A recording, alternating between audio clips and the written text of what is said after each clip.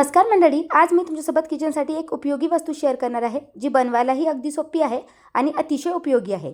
तर इथे मी 16 इंचचा मेजरमेंटचा एक कपडा घेतलेला आहे, ब्लाउज पीसचा कपडा आहे आणि डबल घेतलेला आहे। त्यानंतर खालच्या साईडला देखील 16 इंचचा एक कलरफुल कपडा जोडलेला आहे आणि त्याची 5 इंच अशी मेजरमेंट ठेवलेली आहे।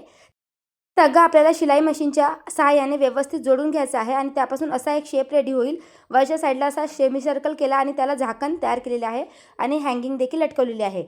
तर हा आहे प्लास्टिक बॅग स्टोरेज डिस्पेन्सर। तसं तर तुम्ही मार्केटमधूनही घेऊ शकता, पण हा स्टिच केलेला असल्यामुळे अतिशय स्ट्रॉंग आहे। या व्यतिरिक्त खराब झाला तर तुम्ही वॉश देखील करू शकता।